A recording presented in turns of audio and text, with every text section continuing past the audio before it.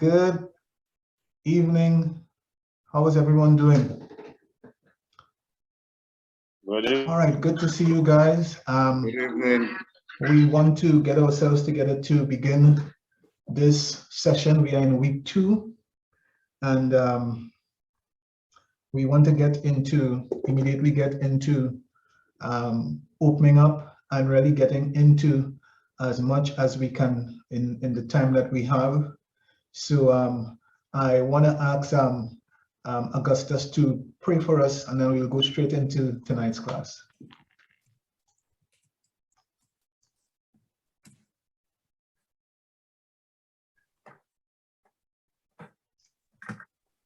Good evening, everybody. We give you praise and we give you thanks. So, we thank you for this opportunity, oh God, as we come back to this again, oh God, as we pray this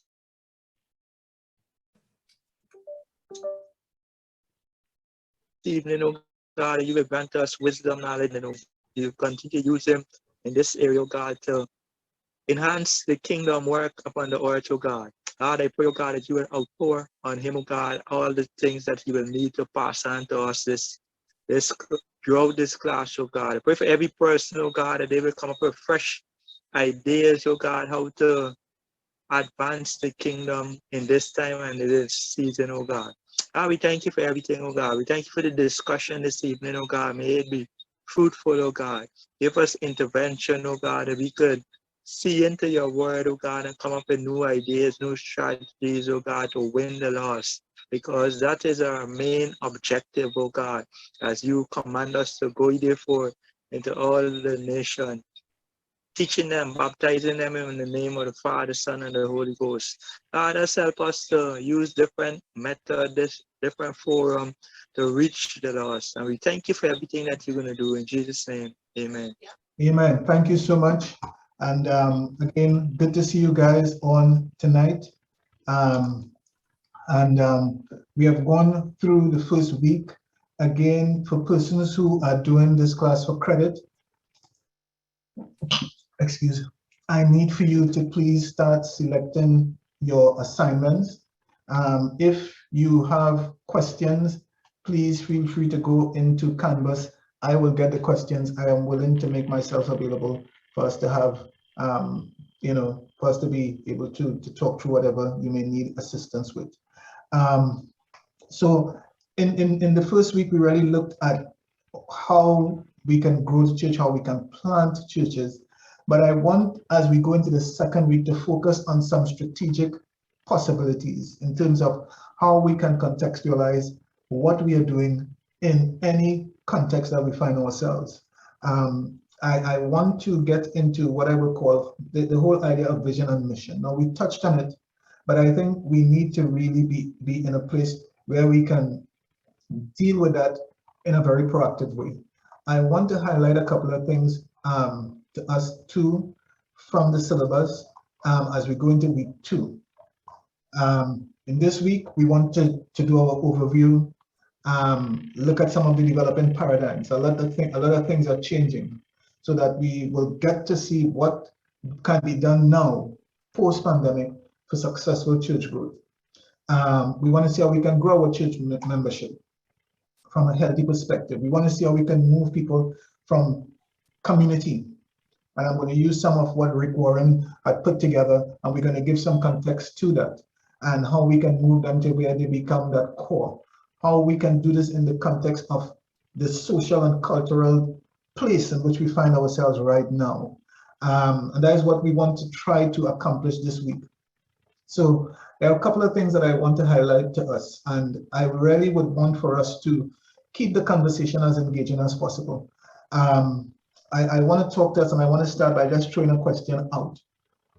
If you were to evaluate your Sunday morning worship service this last Sunday, what would you feel pleased with, and what would you feel that you needed to do differently? And I'll start with Reverend Douglas. Evaluate your Sunday morning worship experience. What were you satisfied with, and what do you believe you need to do in terms of immediate initiative? What do you see yourself needing to do? Good night to everyone. A tough question at the moment.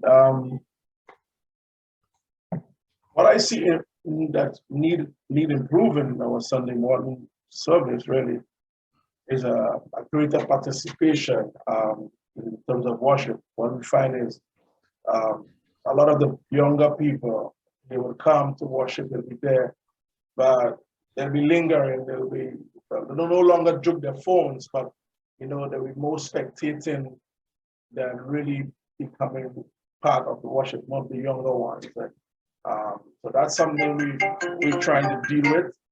So that's the only thing I can think about now that needs to be improved. All right. Anybody else wants to comment on that? If you were to look at your Sunday morning worship experience, what could you say? Because what you're talking about, Reverend Douglas, is very relevant to the conversation now. But what would you say you were pleased with, and one area that you think you need to give some immediate attention to? Hello? Yes, Good go evening. ahead. Okay. My own area is area of media that I think I need to improve on. Because just like we're saying that we need a way of trying, we must have a way of trying to relate to people in and outside the church. That we've been trying to do now, because we notice that some of we have members now who are outside the church. During the pandemic, the Zoom issue has been able to make us to link up with them, and they have been sending message to me that they want to watch our morning service.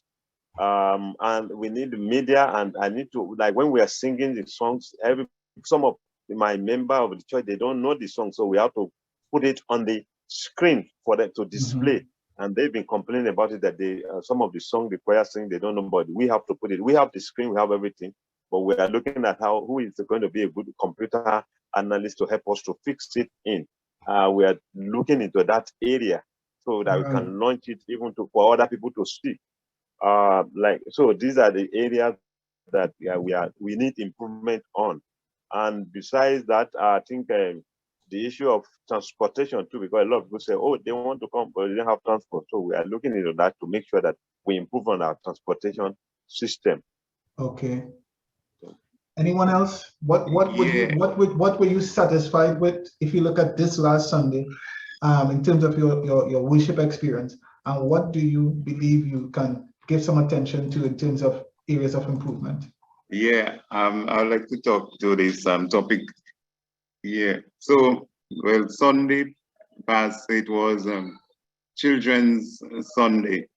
So what we had is children and youth more or less being in charge of the service. Right. And I must say I was very impressed by the involvement and how they really carried out themselves as in worship. And even I was impressed by the young people, because mainly they were doing the worship, leading worship and encouraging others to worship. And I must say I was very much impressed by that. What I would say, or what I would like to see improved is even as a congregation on a whole, that we really would get to a place where we could be able to linger more in worship, that when we sense that the Holy Spirit wants to stretch the worship a bit, that we will be more sensitive and be able to see that happen. Okay. All right, good, and I appreciate that. So let's talk a little bit about vision and mission, and we're going to kind of stay on this for some time tonight, because we often read scripture that talks about if there's no vision, if there's no organized place that you're going, the people will cast off restraint. Reverend Harry did a devotional thought from that, and I want for us to understand the importance of developing a proper mission, proper vision. What I want for us to be able to speak to is, how do we develop a mission statement? How do we develop a vision statement? So tell me, in your opinion, what is a vision from a church perspective, what do you believe a vision is? In your own words, you don't have to give no fancy words or anything like that. In your own words, what do you believe a vision is?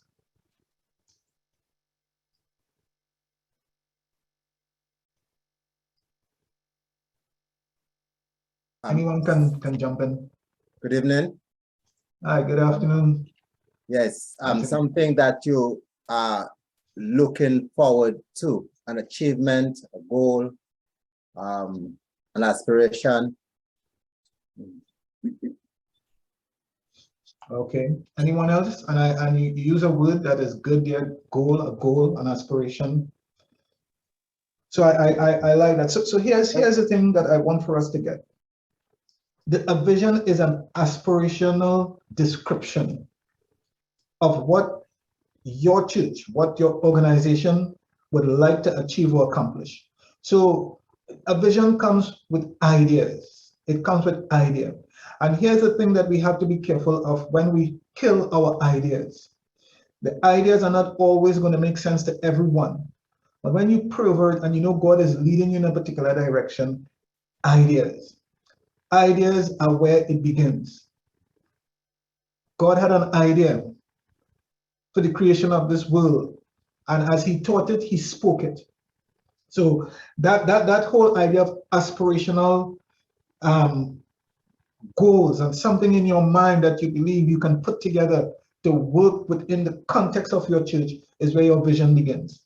So you develop the vision thought and you say, you know what, I would like to achieve this or accomplish this, and you set goals, immediate goals, midterm goals, long-term goals. You look to the future. Vision talks about future aspirations and accomplishment, right? So the vision is intended to serve as a clear guide for choosing current and future courses of action.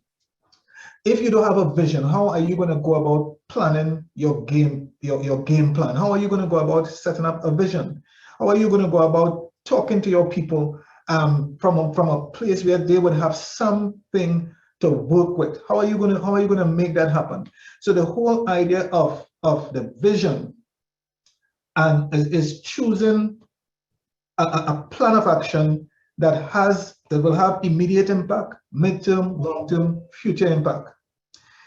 The mission, on the other hand, is a statement, a brief description of your organization's fundamental purpose. So the mission statement articulates the organization's purpose, both for those in the organization and for the public. So you have to be careful if you're putting out a mission statement, but you don't have a vision. And what we find happening many times from a church perspective is that we get some nice cliche and we use that, we put together some words, we call it our mission statement. The church exists and we write some nice words with that, but there is no vision to substantiate that, right? And so what I want for us to understand is that we must have a vision, and out of that vision, we should develop a mission statement. That's critical. A vision is not a mission, and a mission is not a vision. But the vision informs the content of the mission statement. It should. And that is what I would want for us to get even as we go into this session, that you should have a vision statement that embodies your core purposes. You need to know where you're going, and you need to have an idea or ideas as to how you're going to get there. So I want to ask you guys, how many of you have, and I don't want for us to feel bad if we don't. This is not to call out anyone, but this is for us to do some introspection and personal evaluation. How many of us have a vision document for our church? And if you have one, you can just talk about it. Let's talk about it for a couple of minutes and let's get some ideas. So if you have a vision document for your church, just show by raise of hands and then I'll call someone. If you have a vision document for your church, your organization, just show by raise of hands. I want to see who has that. I'm not seeing any hands raised. So I'm gonna start. Okay, I see Reverend Harry.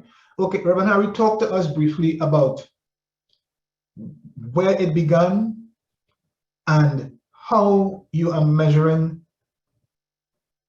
things that have been accomplished in your vision statement. Okay, well, the vision statement that we developed was based on the vision developed for the district or district of churches. So from that, we just basically our document is really a derivative from the district document. We just take the vision, the goals, those strategic objectives and so on, and we just take bites from it and use it to guide our church. So it's basically just something coming out of our district plan. Okay. How were you able to sell this? Well, if you don't want to use the word sell, how were you able to get people to respond to that? Well, as you say, the vision is aspirational. And so it's a sort of idealistic dream. So it has to be something that persons see as an attractive and purposeful place to get to. So for instance, we have, our church should be a vibrant church where each person finds belonging and every member is a minister.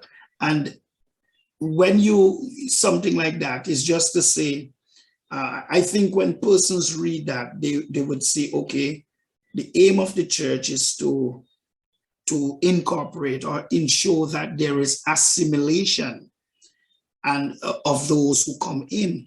Right. And also to move people from just being in to being a minister. So it shows a continuous process of progress, and it does not depart from the mission of our church, which is to make disciples of the nations, and so on. So I think our people, it is not something far-fetched, but yet it is something that you would want to work towards. It's aspiration. You can see the aspirational aspect in it still.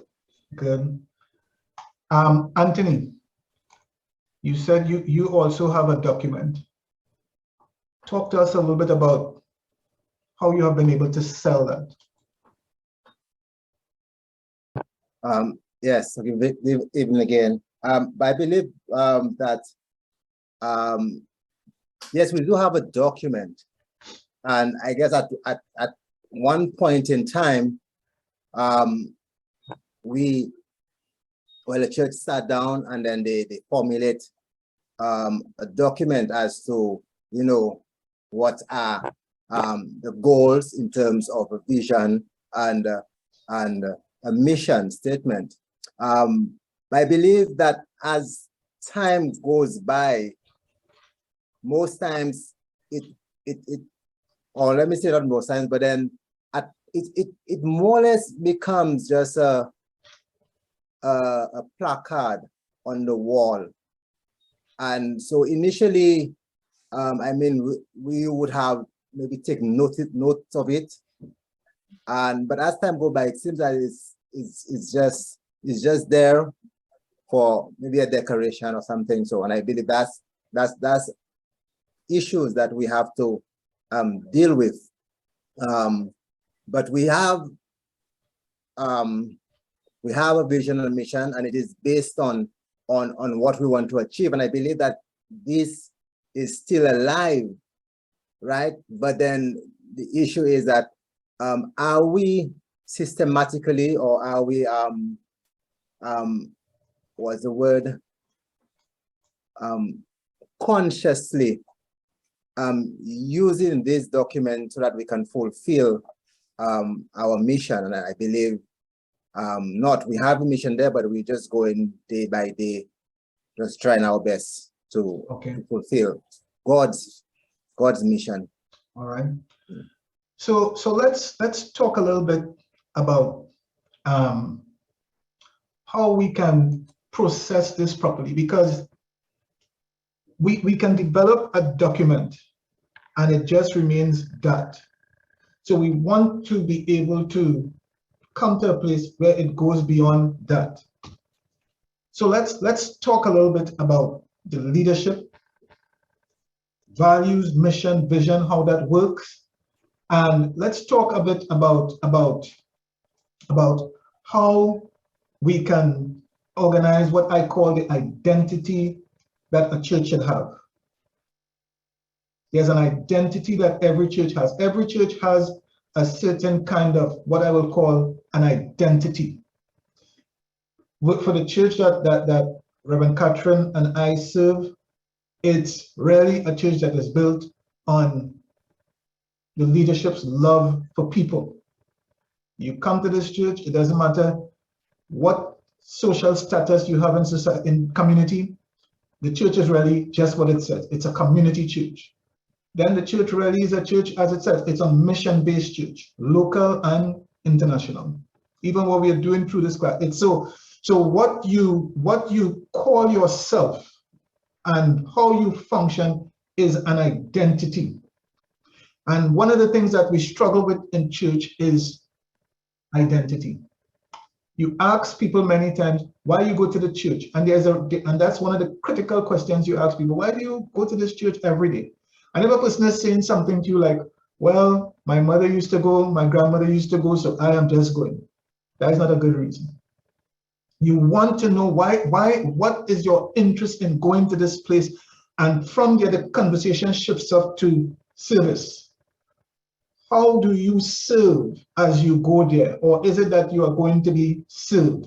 We have to be asking these very, very direct questions so that we can fully understand why we exist as a church. I again did some study over the weekend, and there's a report that we look at called the Banner Report.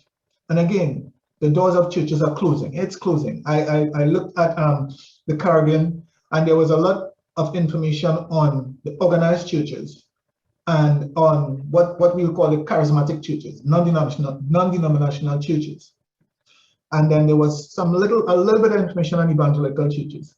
But all around, from the Bahamas all the way down, they did not cover, they went all the way down to Trinidad. And they pushed Guyana in the South American conversation. But churches are closing down. And one of the things that the Banner Report is saying is the churches that are closing have no meaningful sense of identity. So let's talk about identity, even before we go to purpose. When you look at your church, what is your church about in terms of identity? Let me go to Siobhan. He has been around for a while, and he has been pastoring for a while. What is the identity that people would give to your church and the community in which your church is functioning? What's the identity?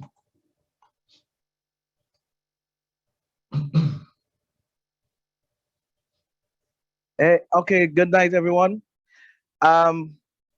Yes, in terms of the identity, and I was reflecting on the mission and vision of the church.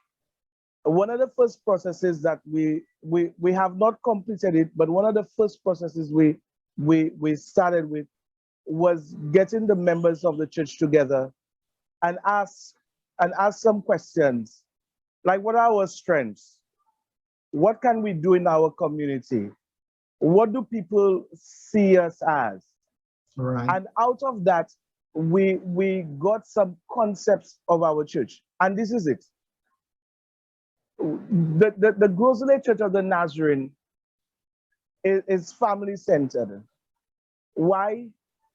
Because we are not satisfied with just one individual.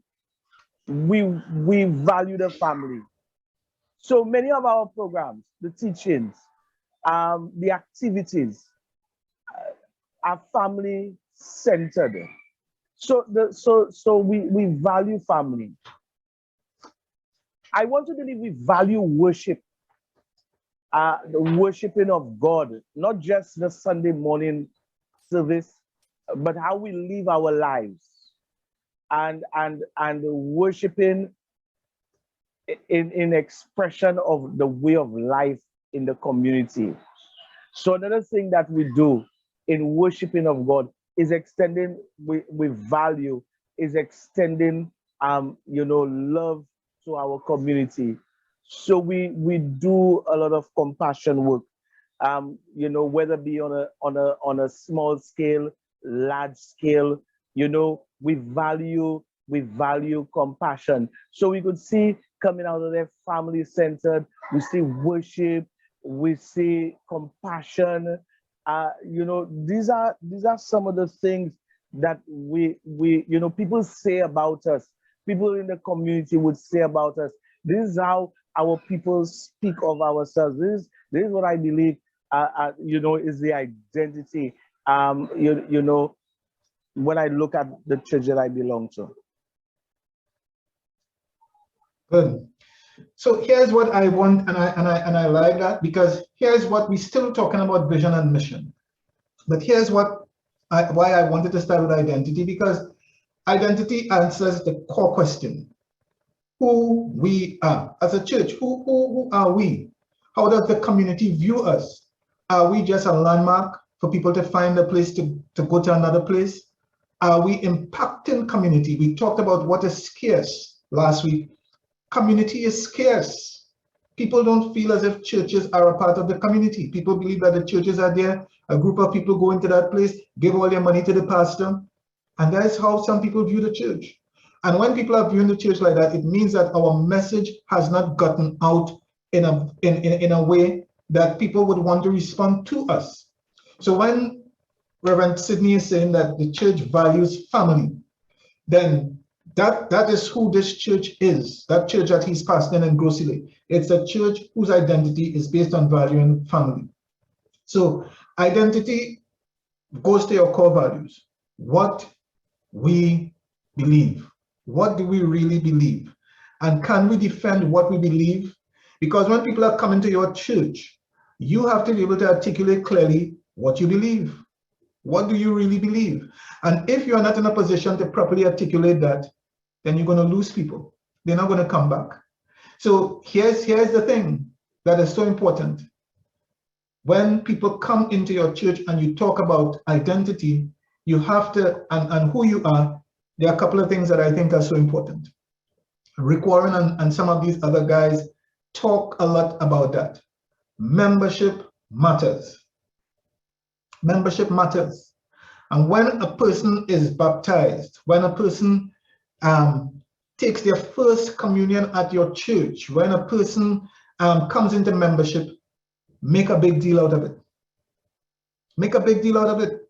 Don't just let the baptism look like if you just want to do this, and then make it something grand. Make it a celebration. Celebrate this so much so that it will leave an indelible mark on the life of that person. When you have children in your church and they have come to a place where they understand the importance of taking the Holy Communion, make a big deal out of it. Let major liturgical activities in your church be a big deal. Don't downplay baptism. Don't downplay communion. When you have your communion services on that Sunday, speak seriously to what that means and make it a big deal. When you have a person in your church, like a minister in your church, and you are giving him the opportunity to preach his first sermon or do his first class in your church, make a big deal out of it. Make a big deal out of it. Don't let certain ministry activity take place in your church and you just make it look as if it's normal. You want whatever is done to impact on the lives of people. When you're taking a family into your church, a father, a husband, a wife, and children, make that a big deal. Celebrate them. When a young man who was on drugs changes his life and comes into your church, don't downplay that. Make it something that is big. Make him know that he's a part of a meaningful experience. So these are areas that are so important.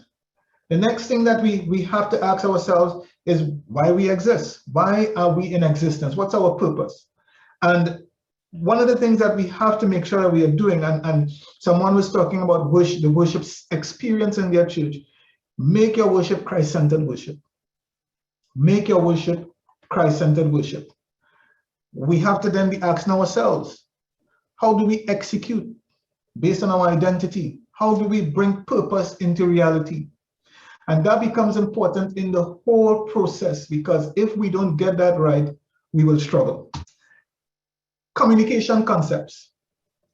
Communication can simply be defined as the process of sending and receiving messages. A primary area in your church, if you have a church secretary, a church board, you have staff, and your leadership team, you must have some people around you who are a part of your leadership team, whether it's your church board, whether it's a team that you build as your leadership team, is a primary area of church development now. So you must have a leadership team that stays with the pastor to give direction to where you want to go.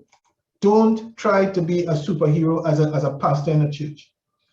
The pastor will give the leadership, but he has to have people around him who will catch it and go with him. So communication must take place at the level of leadership, so that when this communication is sent out to the local congregation, it resonates and it makes sense. So here's a truth as to why I believe, and based on reports, that some churches are closing down. A lot of churches are closing down because they fail to accomplish set goals and objectives. They just fail to. So when effective communication is compromised, that is what happens. You ask someone what's going on in the church and you get 25 different answers because nobody really is sure. So there are 3 areas of focus that impact on every church. 3 areas of focus. And I want for us to process this. One is the response to leadership. Response to leadership is a critical area that impacts on every church. If you have people who are not responding to the leadership, it will split the church can fall apart.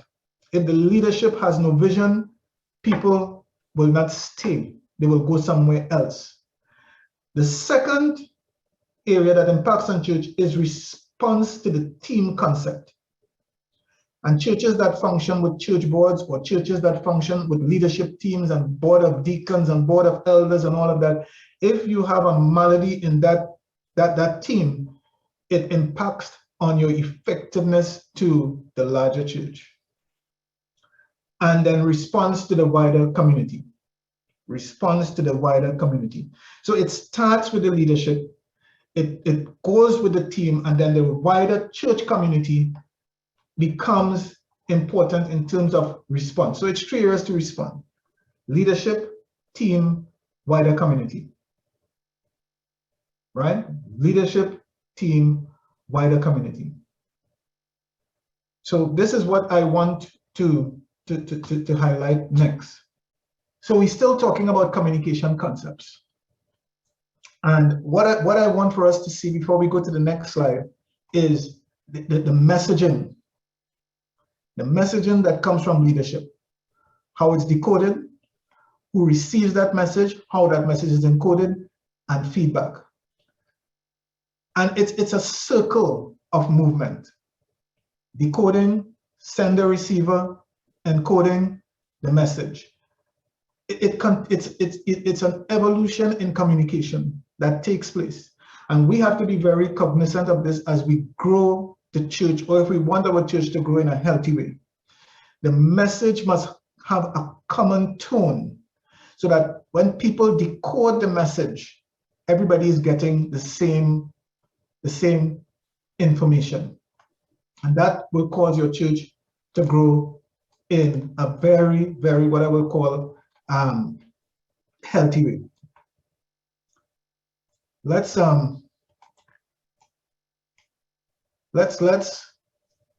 let's talk a bit about this.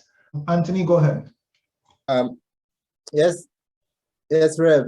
You spoke about leadership. You spoke about communication. But my question is, in that I'm speaking about going back a little to vision and mission. In a situation where that the leadership who is presently at the church was not the one who initially, or initiated the mission or the vision. So the question is, how do you get that connection? How do you get that new leader to be able to buy in? Because I guess we won't be changing each time we change leader, change our vision. So how do you get the new leader to buy into that vision and mission? Good conversation point. So let's talk about this a bit. Reverend Douglas, give me your feedback. How do you see this working out? Okay, so I believe that if you're going to have new leadership, I believe it should come with a territory, meaning that whoever is going to be coming on board must understand what we believe, what the church is known for. I mean, there might be changes after a while, but I believe that new leader must first understand what he's getting into, what the church, what's the basic, what's the pillar of the church for so long. But even in our context as Nazarene, especially in the Caribbean, we have a mission that we follow, making Christ-like disciples, and in all the nations.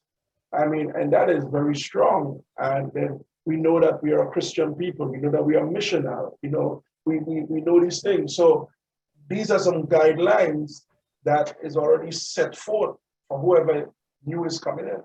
I mean, that's my thoughts on it. I love that. Reverend Siobhan? Yes, Rev. I believe that the problem exists when we have a mission and a vision that is just there, and it does not inform our programming.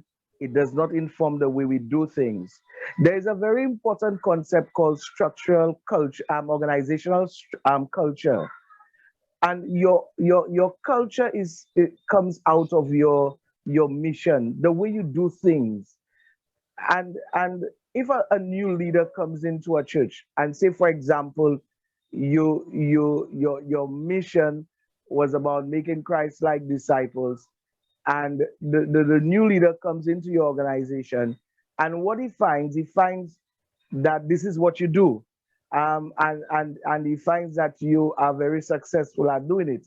This leader will have a very difficult time not fitting into that program.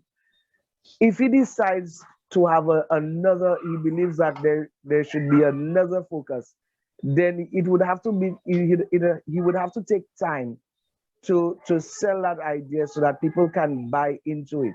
But if a leader comes into an organization, yes, there is a vision and mission on paper, but he comes on and there is no organizational culture that supports that mission, then of course any leader who comes in, you know, who is worth something, will definitely want to change, to have a focus.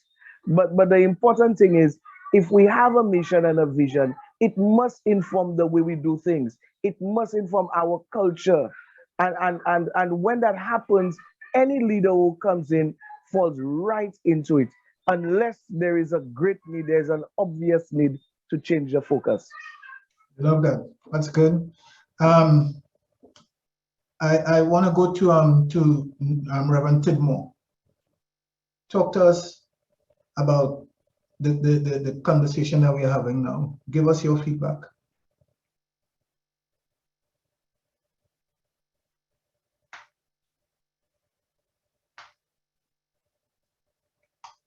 Okay, so we move to Alvin Paul. I'm here.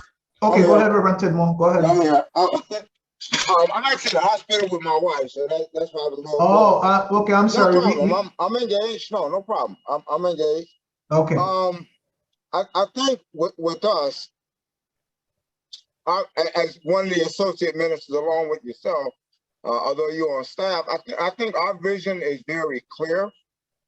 Our communication about what we need to do, it is based on love, and we're taught to. I mean, we do things in love, whether it's feeding the community, whether it's making ourselves available. I think when we had one of our last meetings, he said we don't need people just to be on the road, just to be on the road. We need people to be active and engaged in doing things involved in ministry. And that means being normal. That means not necessarily being important. It means being available to do things, executing in love.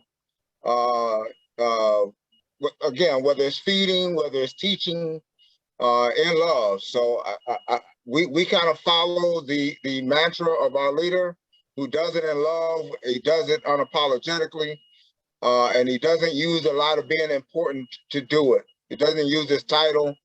He just uses his heart, and does it, and gives his time unapologetically. And I think that's what's passed on to us. That's what's passed on to the membership. I think at the assimilation meeting, it was going from membership to active discipleship is what the T-shirt said, and 10 people joined the food ministry on the spot. So they were exposed to something that was really actually going on, and they got involved. It was doing something for real in the community. Did Pastor Epps have to be president? No. He has plenty of us to go, and we know what his intent is, and we're going to execute accordingly. So I think our vision and mission is entrenched, and we execute accordingly. So I think we're kind of really, but it's not so static that it's just we're going to do it this way. It's fluid enough to allow us to meet the needs of the community and change programming as necessary but we don't steer away from our focus. We are flexible in the way we go about executing it based on what the need is in the community. Amen. All right, so I want to go to the next point, and I would ask John and Eric and Rodney to give some feedback when I'm finished with the next point. I love it. So here's what we want to look at. We're talking about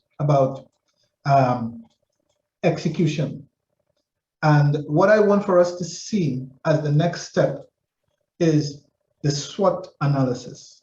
We hear a lot about this, but we really have to see how important it is within the context of building a successful team.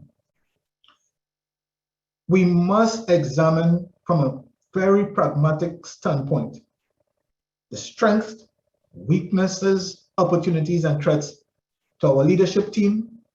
We must examine this not just to the leadership team, but to our own personal leadership, and then we have to examine that on the bigger church community. I believe there should be, from the leader down, a personalized SWOT analysis. This should be administered on all leaders, all your leaders, all the persons who sit on your boards. You get a personalized test and have it properly evaluated, because sometimes in church, we are so glad when people volunteer, and sometimes we have square pegs in wrong holes. We have the wrong people. They have all the energy, they love the church, and you realize, you say, why are they so frustrated? It's because a lot of times they're serving in the wrong places, and we have not sat down to work out from evaluation where would be best for them to serve. So the SWOT analysis would force you to deal with this. So you may be here and you have never done a SWOT analysis in your church and in your leadership team. I would give you one that can work across. I can email it to you, send it to you. I can give you one that can work across all lines. So we want to talk about a proactive approach to healthy interpersonal communication. And we have leadership, networking, and teamwork. And we see all of them, there's a union that is formulated there. So if we have to be more outcome in terms of focus and building and maintaining a healthy cultural working and civil environment, a successful workplace must embody what I call these 3 circles that we are looking at. Your leadership must understand the mentoring process, because leaders continue to train other leaders. You must be able to have what it takes to make appropriate decisions. As a leader, you must know when it's time for delegation, which is a struggle for many leaders. You don't know when it's time to delegate to others. You want to be in everything, do everything, and you don't trust your people who are around you wanting to serve. It's like telling a person, go ahead and do it, and then coming back and doing it yourself. So you have to be very careful. And then the critical thing is that you got to motivate others. You got to motivate others. So that's the leadership aspect. Networking is so important, because what networking does is that it builds self-confidence. And your networking sometimes is even outside of community. It is outside of your immediate church. But networking is important because what it does is that it brings a sense of self-awareness as you build networks, and it helps with effective communication, because you have to deal with different personalities. And of course, teamwork. Again, similar with leadership, teamwork is critical to the mentoring process. It shows the group working together. Decision-making, delegation, and collaboration takes place with more fluency. There is not so much tension, because you have developed a system for proper interpersonal skills. This is how you grow your team so that the church is more healthy to deal with community. Why this becomes important is because the dynamics of community is shifting so much. And we know 2 decades ago what we did. We cannot do the same exact thing today. It's not going to work. We cannot say we don't want electronic music in the church. We don't want computers. We don't want cordless mics and all that kind of stuff. We can't function like that, because that is where things have changed. Technology has changed things, and even the way communication is done is so totally different. So we have to be able to make the shift. So teamwork, networking, leadership are integral factors that all share some common areas in the communication process. They all share some common areas. So finally, our ultimate goal for successful teamwork to be a daily ministry experience as we serve. We can have synergy when teamwork that is centered around what I call collaborative initiatives are embraced. When we collaborate our efforts, then we make each other better, stronger, and united. And the consequential outcomes are that set goals are accomplished. Listen, the more you work in team and make each other better, you will accomplish much more. You cannot try to do things so that you look good and everybody else looks mediocre. That kind of self-centered, egotistical behavior is not what you want. It's not what you want. So we have to create a win-win environment. We have to boost morale. And we have to understand that everyone must feel a genuine sense of belonging. You want people to say, this is my pastor. I love my pastor because he has integrity. He's a man of his word. He works diligently. He preaches the word. You want people to feel good and say, this is my sister from the church. We work together to make sure that this goal is accomplished. You want to get that kind of conversation very active in the church environment. So this whole idea of the circles of communication and creating a win-win environment is not always going to be easy, but that should be one of the key fundamental goals that you're always trying to accomplish. Will it always run smoothly? No, but you don't give up. You continue to try to do this. That becomes so important. So the mission statement, We want to look at the mentoring aspect, decision-making, delegation, collaboration, group work, and that's the end of this PowerPoint presentation. So what I am going to do for the class, I'm going to post this in Canvas so that persons can have access to this.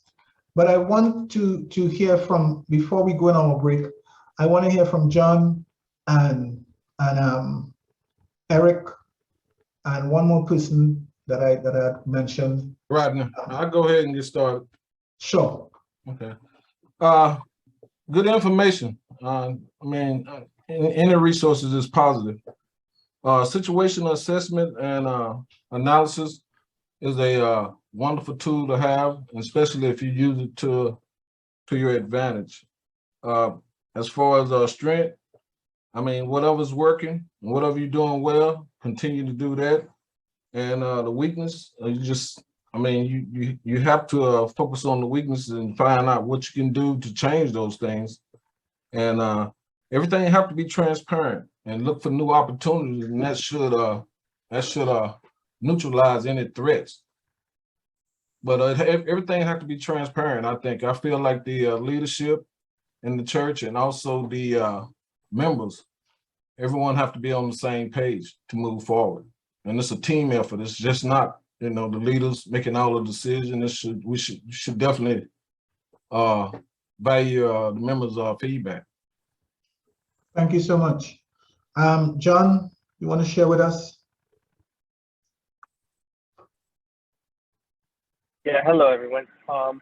I definitely feel that it needs to be almost like a professional team aspect. Like you have the head coach, and then you have designated positions, and everyone needs to know what the mission is, the mission statement or the vision is, and everyone needs to be put in their position and be allowed to operate within their position underneath like the head pastor or the head coach. And the head pastor can delegate what needs to be done, what they want done, and then allow each member to move freely and execute those things and trust that it will be done properly.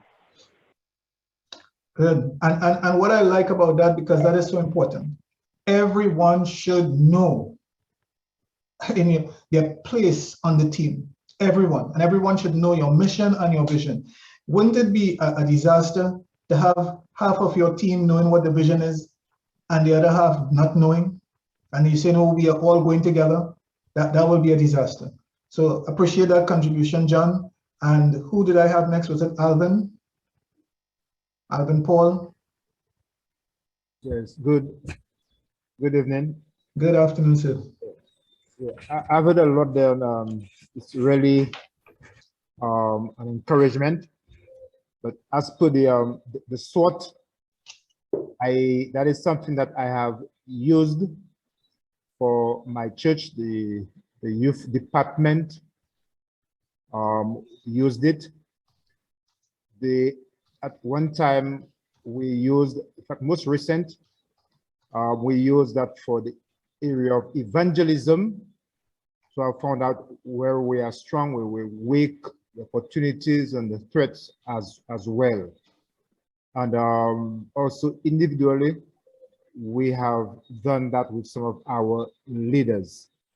And to match that as well, we believe and we do practice what is called the gift-based ministry in order to avoid square pegs being in wrong holes, because we are not doing a good job when we allow persons to function in an area that they don't love what they're doing. Yeah.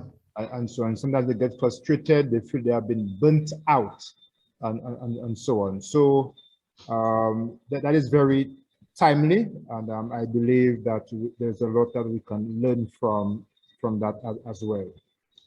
Good. Thank you all so much. Great feedback. We want to take a break. We want to come back at 15 minutes after the hour.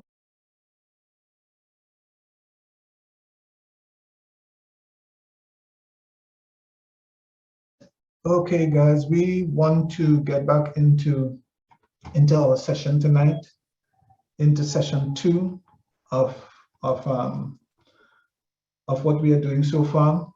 Again, appreciate the feedback that I'm getting from the class, and I again just want to reiterate, it's cool to send your thoughts in the chat line too. I like that communication also.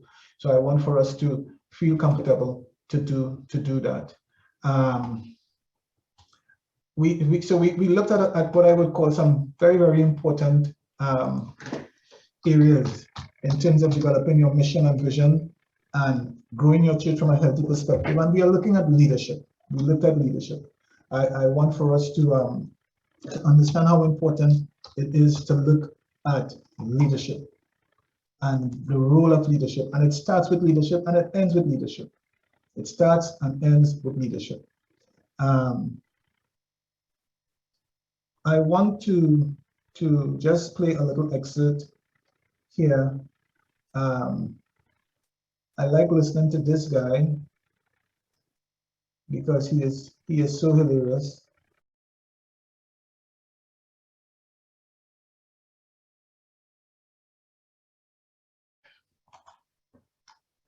Okay, so just a little icebreaker to get into the next session.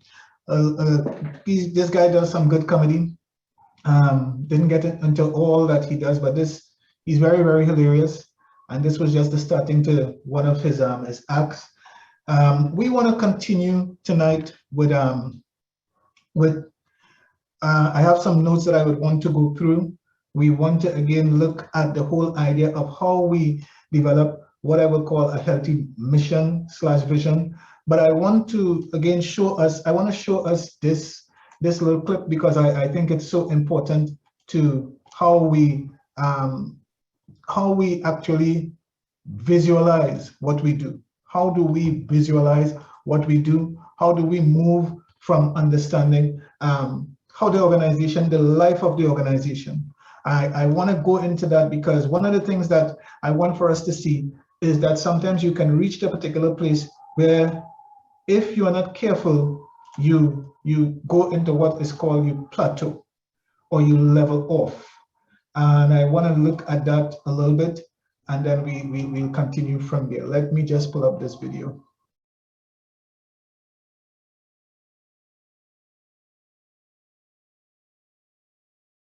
Okay, so let's talk about this a little bit and give me your thoughts. You listen to the video.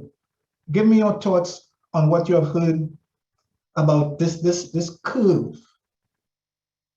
Give me your thoughts. You looked at the diagram and it showed what was showed is what we call a plateau, and then you saw the curve continue to go up. But I want for you to, in your own words, tell me what you got from this little clip. Anyone, tell me what you got from this clip.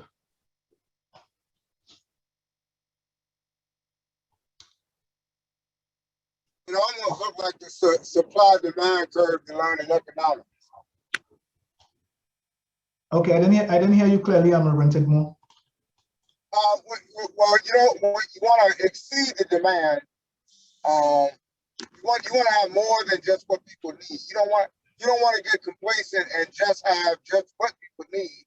You want to kind of exceed, at least meet that, so that you're meeting the needs. But you don't want to be up under that either, where you're not meeting the needs.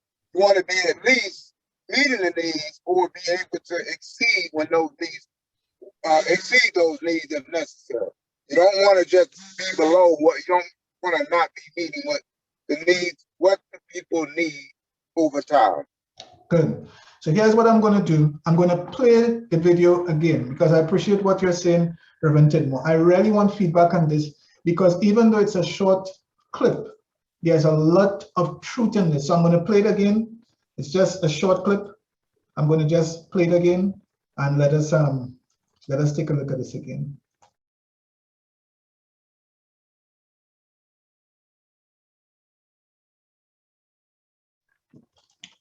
Okay, guys, let's talk. Bianchini, share with us what you're getting from this this little clip that we just looked at?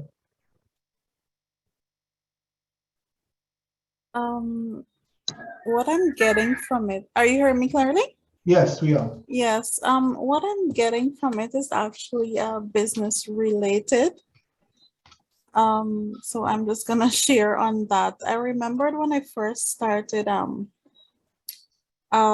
my business, I did breakfast, and it was just a few simple things going, and it was selling, it was working. But I thought of what would attract persons to what would cause them to want to support or purchase from my business. And I think when I looked at the video, I sort of saw that first, packaging wasn't that important. Person just wanted their breakfast on the go because they didn't get a chance to eat in the mornings, and it was convenient. But then I started looking at attractive packaging, and for some reason it worked. It wasn't needed at the time, but I introduced it. I caused, I just thought persons may be interested in it then. So when I introduced the packaging, I found that persons were gravitating more to the business, and they wanted to purchase a lot more. It encouraged them to purchase a lot more, to tell other persons about it, to even do some advertising themselves. So what I'm understanding here is that the packaging, it wasn't needed. It was already the business was already booming, if I must say. It was going for me. We didn't need the packaging, but introducing them to something packaged, the packaging of a better quality, it caused them to realize, hey, we really like this. We're going for this, and it makes us want to now introduce others to it as well. So that's how I see it. I like that. Let's get someone else to give a feedback. Yeah. I also want to say that every good idea, every successful idea will eventually go to the natural cycle of plateauing. Any idea that is successful. And what I got from the presentation, especially from the diagram, is that you need to try to get, focus on an even better idea right before, it's at the height of success, but right before it actually plateaus, that you need to come up with an idea that could help propel your success even greater, because it will eventually plateau. And that is so any successful idea, that it will go through that natural cycle. So you want to get it, you want to deal with it, at the height of its success. If you have to wait until it plateaus, when things are bad, then to get an idea, then to try to propel it, you might not reach, you might not actualize or get the best out of it. So you want to do that right before it plateaus. So let me look at from a scriptural perspective, because I love what I'm hearing. So Jesus comes, and the emotions leading up to his death is really up and down emotions. So it looks as if the ministry was declining, and then on that Sunday morning, he rose from the dead, and that is a high point to the disciples. What did Jesus do to keep the plateau on what we call an escalated mode? What did he do? Because I am thinking when Jesus was telling them now that he had to go, that would have been a real situation, because you put us through all of this. We know you were dead, now you're resurrected. We need you to stay. Jesus left. so that a better situation will present itself. And that situation is the coming of the Holy Spirit. So Jesus says it is expedient that I go. If I don't go, you wouldn't understand better. You wouldn't understand the plateau. We're not going to plateau and decline, because I need to go so that we could continue to see that upward curve, that upward growth. And that is realized in the coming of the Holy Spirit. So I am, as I'm hearing the conversation, that is what I'm thinking about. This, sometimes when we think that we have arrived at such a high point, we tend to relax and we start to decline. So what Reverend Siobhan is saying is critical to the conversation. And that is the thing that we have to look at with the growth of the church.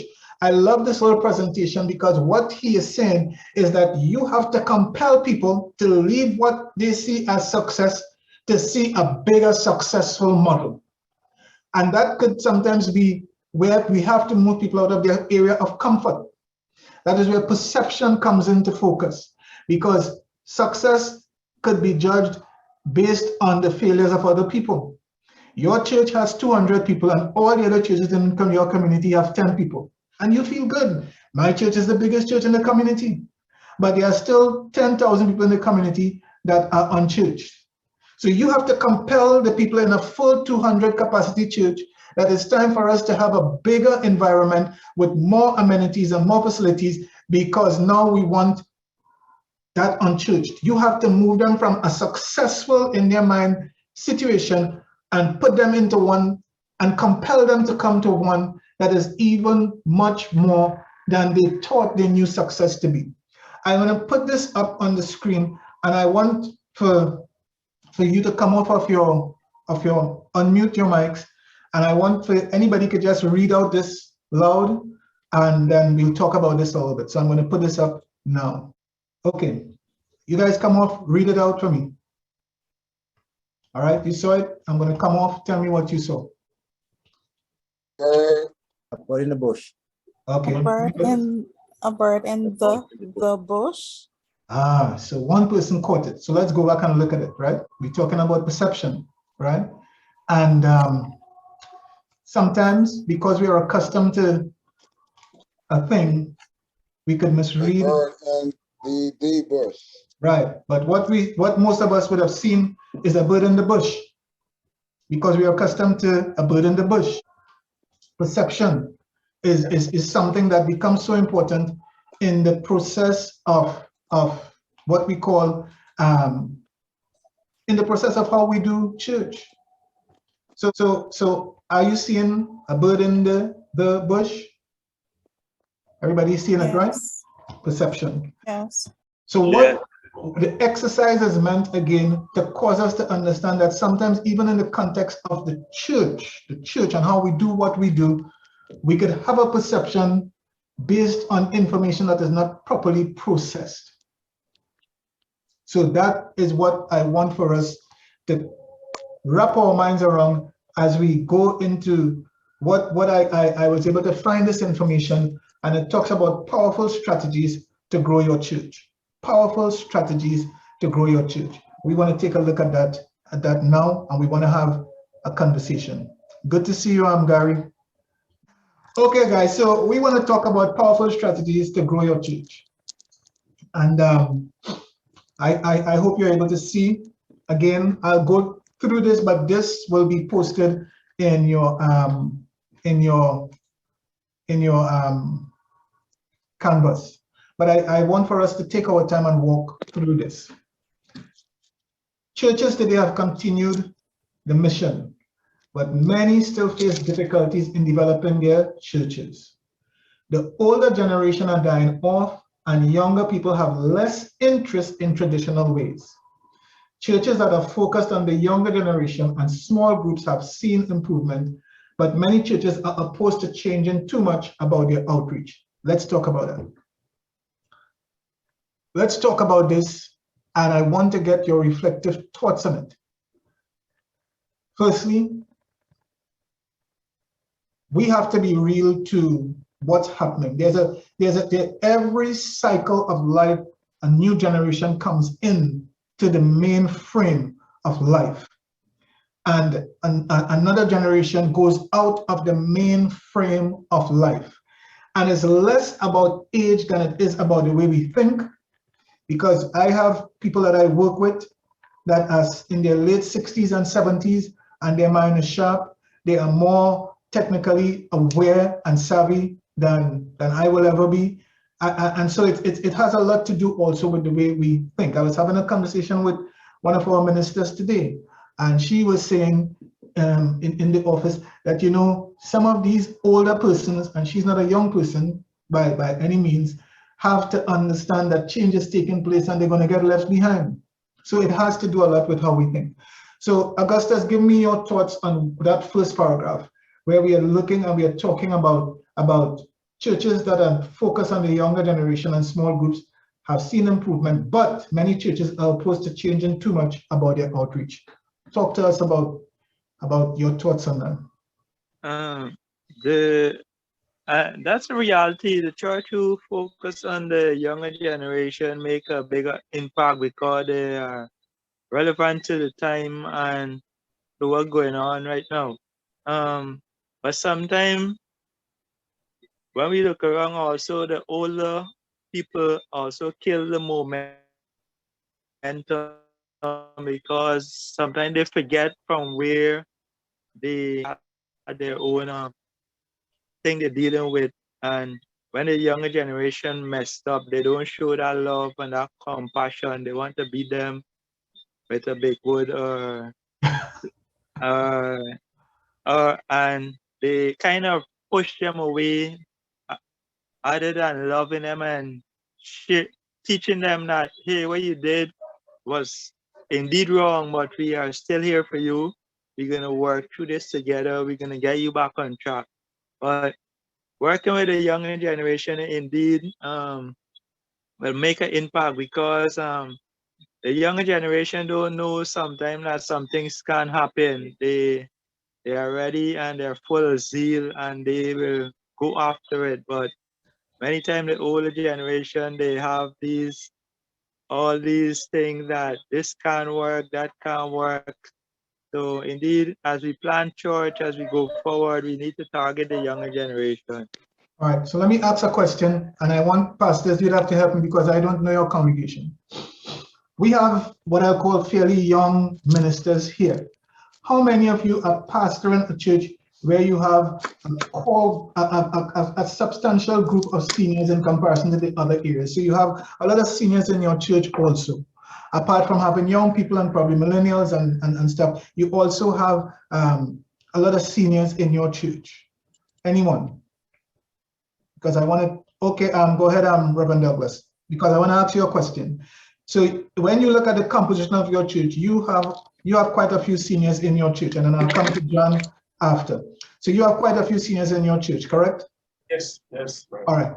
How is that impacting on the way you are able to have ministry running? Is it that you have been able to integrate them? Is it that sometimes it's a struggle? Give us a clear idea as to how that is working for you. Well, most of the older people, I think the oldest person is roughly 81, and the other one is about 80. But they all have smartphones. They do FaceTime or WhatsApp video calls with their relatives abroad. I say this to say that many of them understand that we are living in a new era, but they understand the technology. They have to catch up with it. So really and truly, I don't have any real problem. I have no one saying, well, you should only sing the whole rugged cross. I don't really have that kind of issues. But Rev, based on that, I just want to ask you a question. I know you asked, I want to ask you a question because I have had something happen and I just want to hear from you. And there's other ministers here. We have a particular church, one of our churches, and there have been 3 youth services. And there's a pastor, every time the youths have services, he stays home with his wife. They don't come because the youths are having services.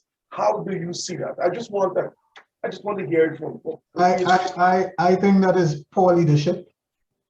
And to me, there's a disconnect that is going to mushroom into a bigger problem over time. What you will see as your church begins to grow, let's say you cross 200 persons, 150 persons, you have about 25, 30 youth, they may want to have their own church. You should support that, even if it means that you give them a different time slot. You may just come through, let them know that you're supporting them. And if it is that you have a youth minister, then I could see the pastor saying, let me give him that freedom to function. But in the absence of that, where the youth are trying to do their thing, the senior pastor has to be integrally involved. He has to be there. He has to show up. He has to encourage. He has to motivate. He has to be there so that they will know he is supporting this initiative. So I think that that's just my take on it. Well said. That's what I feel too. I just wanted to hear it. All right. I'm not going crazy. All right. So, I saw John had his hands raised, and I also saw Gary. So we'll go to John first.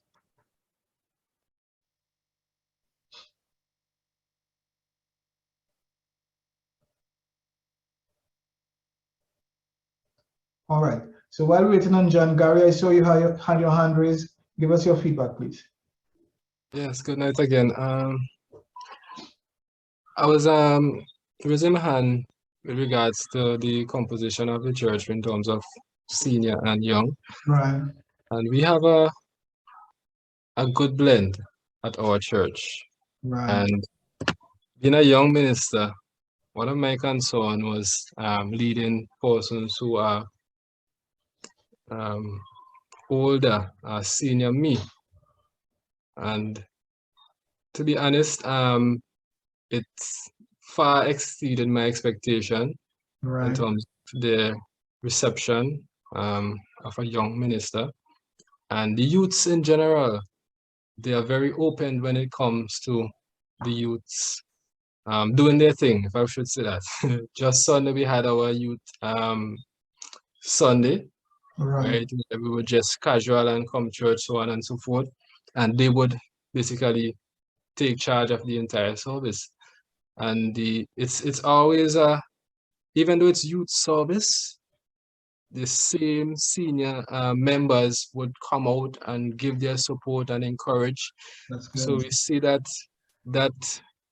gap, because even before I became a pastor, that was one of my concerns, the gap between the seniors and the youths. Right. I recognized that there was a gap, and I always had a desire to mend that gap. So I believe that is why I could be so relatable to the older and relatable to the younger, because we have to be set on destroying that gap. Yeah. Right? That should be our motive. I love that. John, are you going to come on now? I know we had John had raised his hand. Go ahead, John. Yeah, so at my church, I would say it's kind of difficult because I'm essentially in the middle. So I have a couple members that are younger than me, far younger than me, and then majority of my church, or the church that I attend, are all older than me, and older than me by probably 20 to 25 years. So they have a lot of experience, whether it's life experience and church experience and walking with God. And I would say that the struggle for my church to be able to grow and to reach younger generations and pull people in is the dynamic of my church. So my church, it can deliver messages, and my pastor is great. It has great messages, but the messages are tailored for people that are already deep in their walk with God and already understand a lot of what it is to be Christian and to do the right things, and then we have new people coming in, and when they come in, I get a sense that they kind of end up getting lost.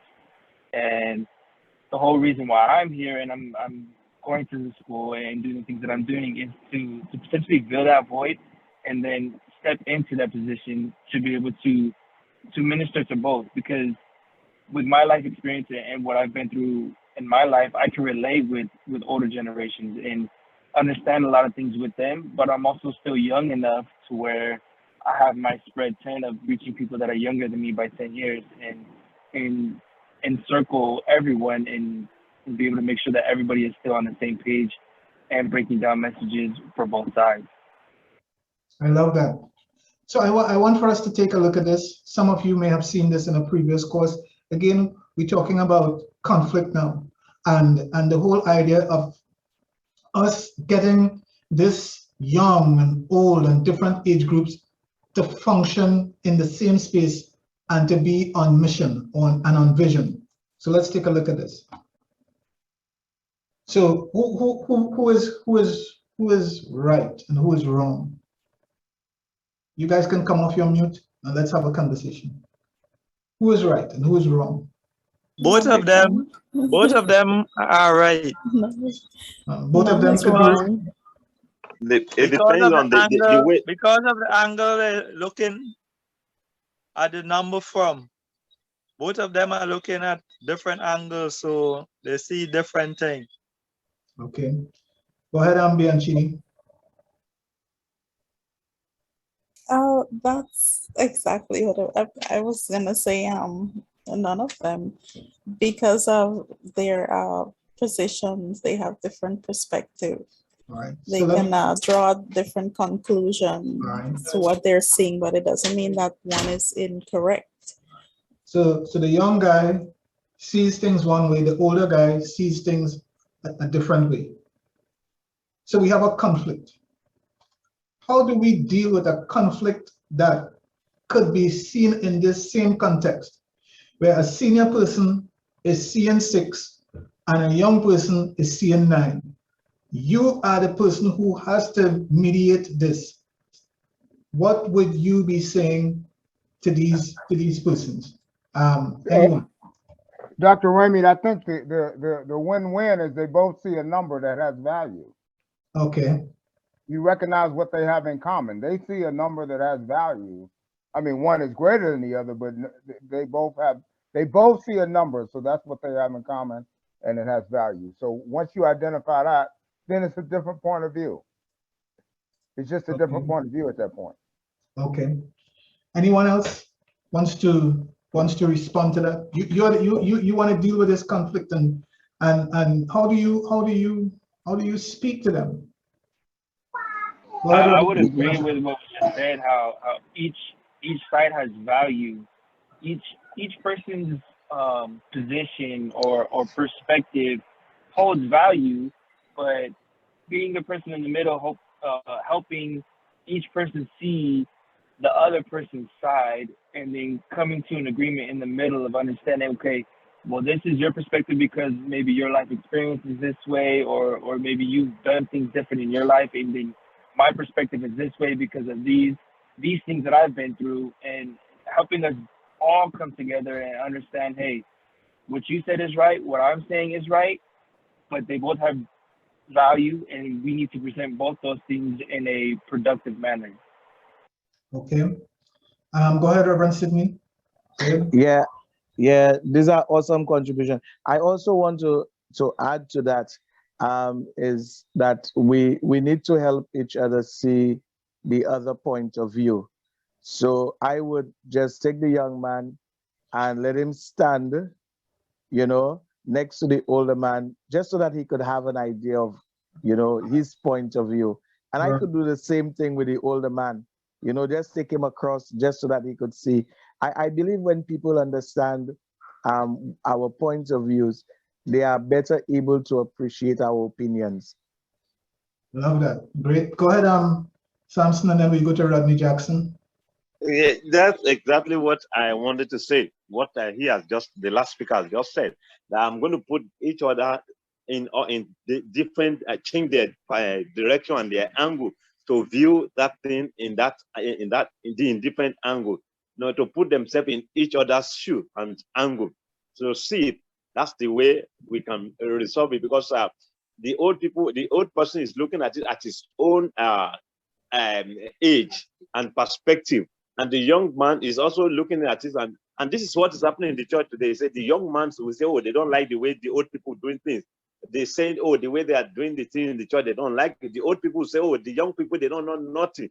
But when you put them each other to swap their position and the angle, they will be able to reason with each other. And this has been I had an experience of this.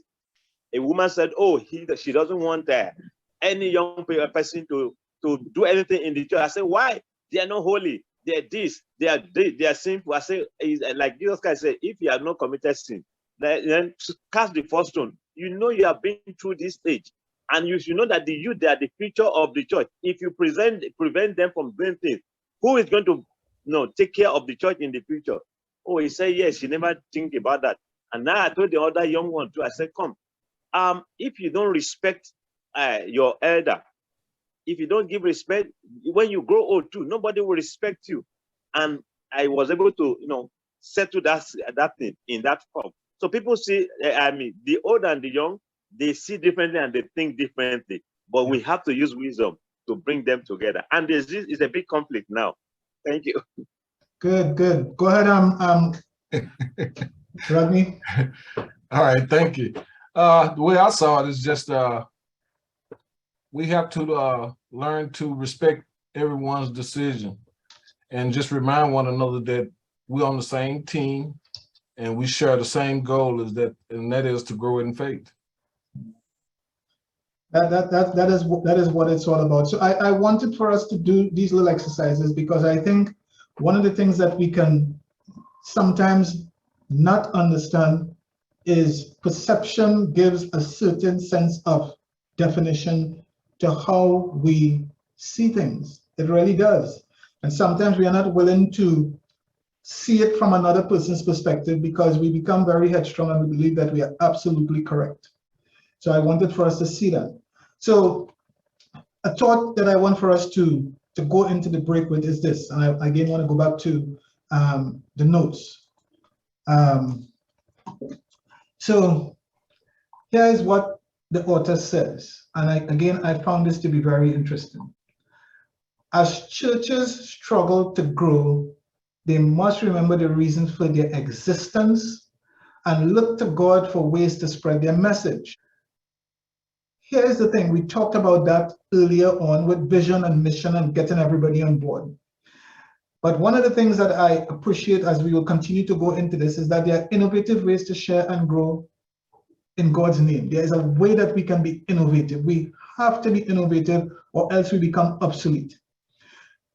If we are to look at what Jesus did, Jesus understood the context in which he operated. He chose men from different backgrounds and he brought context, cultural and otherwise, to ministry. We have to understand what that looks like wherever we are serving. And don't be too hurried to bring ideas into an environment that is not ready for it. Because you as the leader will become very frustrated when you are coming with certain ideas and the community is not there yet. If you're in a rural community, you have to take more time and you may not need to go into certain things that are working in urban and other communities. You may need to understand clearly what is going to work here and grow your church here without believing that because you come from the big city, you have to bring all the big city ideas. It may not work for you. If you come from a rural country area and you're going into a big city, every community has a cultural life of its own, and you have to know how to perceive that very quickly, or else you can become extremely frustrated. So there are three crucial ways you can start growing your church now. And this is what I would want to spend some time on. How to grow a church. The first churches started out of people's homes. Christians shared what they had, learned from Jesus, and spoke about his imminent return. And that's Acts. We're going to spend a lot of time going more into this and looking at the models that existed now and how we can translate them. But I want for us to see the small groups. There was not a church building. People met at homes. There was communion, there was fellowship, and there was the word, right? As churches wish to grow, they must keep in mind these first groups of believers and develop missions and goals that strengthen the church for today's world. Many companies and nonprofits create what is called SMART, and we're going to go into SMART goals for the organizations. I believe, and I'm strongly convinced, that churches can learn from that and can employ these techniques in the context of where the church is serving. But what I want to leave our mind with is this. As churches wish to grow, they must keep their mind on how you develop mission and goals that strengthen the church for today. You cannot create missions and goals to strengthen your church for yesterday. The ideas of yesterday have served their purpose, and sometimes they are ideas that push you to newer ideas. You cannot stay stuck in yesterday's glory and want your church to grow in an environment that is changing and shifting so very quickly. So I want for us to process this thought. We must understand that the missions and goals that are developed must focus on the church being an integral part of today. You cannot create missions and goals to strengthen your church for yesterday. The ideas of yesterday have served their purpose, and sometimes they are ideas that push you to newer ideas. You cannot stay stuck in yesterday's glory and want your church to grow in an environment that is changing and shifting so very quickly. So I want for us to process this thought. We must understand that the missions and goals that are developed must focus on the church being an integral part of today, right now. When we come back, we're going to go into the SMART goals, what that looks like, and we're going to go through what I believe are some very, very good points, because again, we are talking about how to strengthen your church from a healthy perspective. How do I get my church to be more healthy in outlook? All right, we're going to take a break and we're going to come back at 20 after the.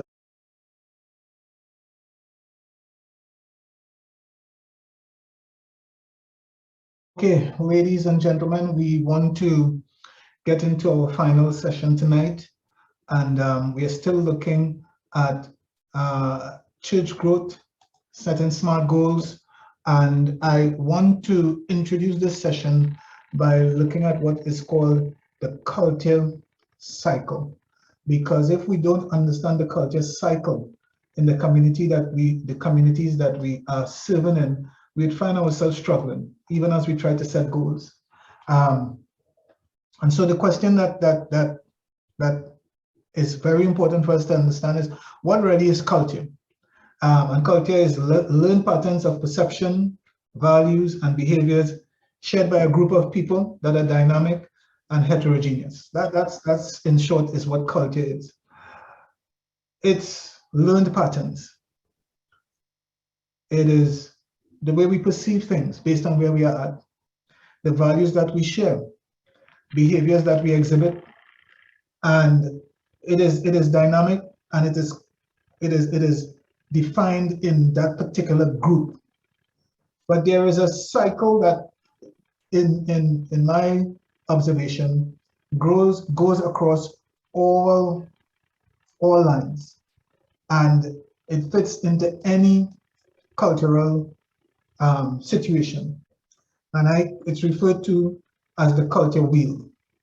And as we just talk a little bit about this before we go into setting SMART goals, one of the things that you would see as it relates to the culture wheel is it's an ongoing cycle that evolves from one generation to another.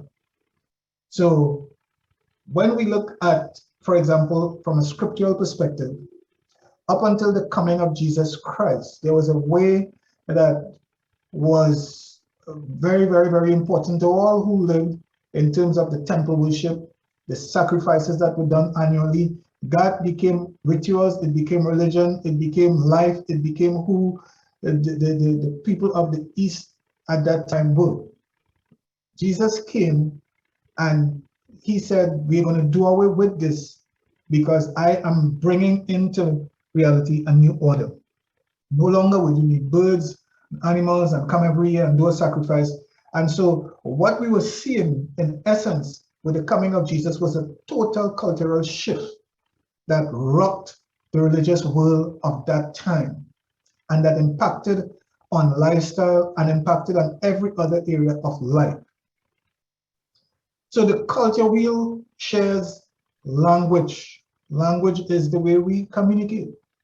We live, and I am from Trinidad and Tobago, and a person who's from Barbados, Grenada, St. Vincent, St. Lucia, Dominica, Jamaica, we all have distinct accents that makes a person would listen, and they will say, you're from Trinidad, you're from Guyana, you're from, and what I've learned as I live in the United States is that people in the South have a different way of articulating the same thing that a person may be trying to talk about in the North.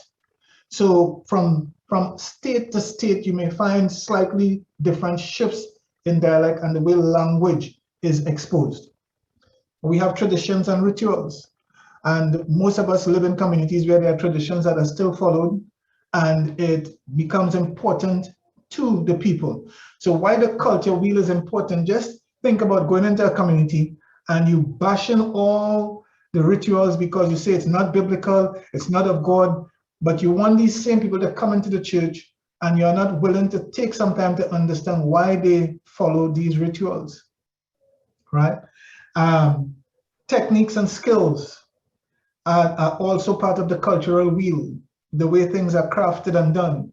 Tools and objects, they are things that will mean and be used in a particular cultural context for one thing, and in the next one you don't see it.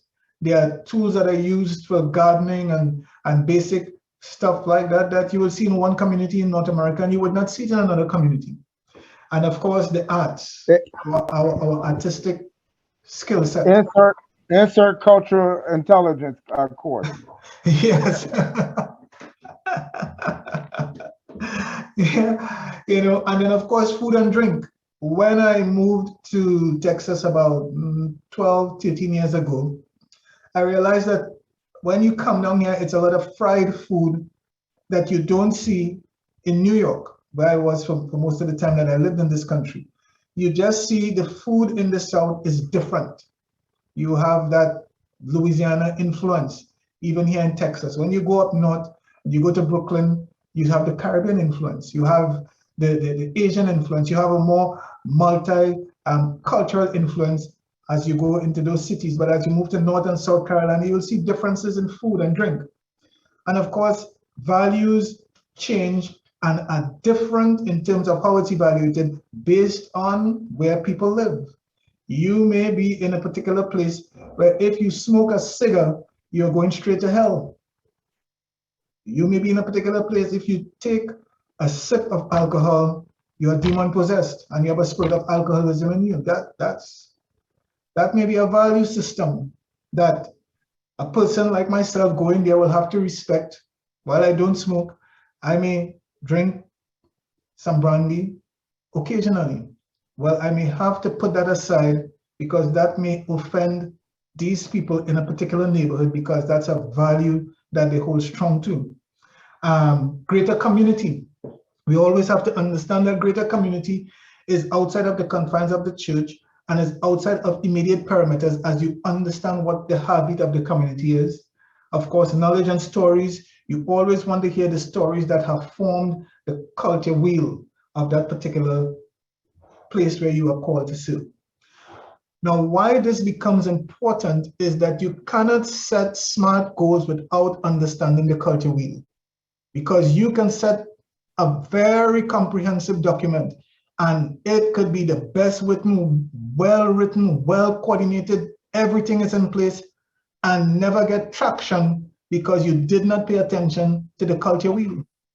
You're forming something that does not work in that cultural context and you will become frustrated as a leader. So you have to pay attention to the culture wheel. With that being said, I want to ask a question. I know we have persons from different islands. When we talk about food, what is the main dish or the main food in Grenada? What we go to Grenada, what is it? I know. And what is that? What does the composition of that mean? We have breadfruit. We have turmeric, that's a saffron.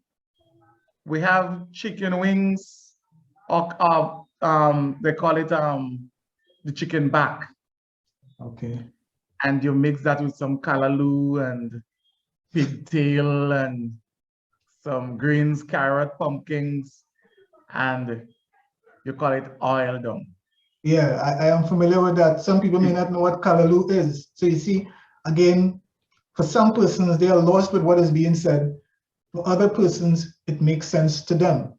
What we have anyone from okay, in St. Lucia? What's the main dish in St. Lucia? Reverend Sidney, tell us what's the main dish you guys have there. Well, the schools tell us it's green figs and saltfish, but I believe it's bouillon is most widely used. It's a mix, as the word bouillon suggests. It's a mix of dumplings and other provision, peas, and choice of a salted part of the, salted, whether it be pork or chicken. Some people use chicken as well. With all the yeah, man, with all the vegetables and bouillon. Good. Bianchini, Guyana. Guyana's made up, well, we consist of 6 different races. So we don't really have a main dish. What about pepper pot? What about I was now gonna say if you want to classify anything as a main dish, then it would be pepper pot because of the indigenous people, right? But because we're 6 different races, the others are well known as well. Persons would come and they want to try the other foods as well, the cook up and so on.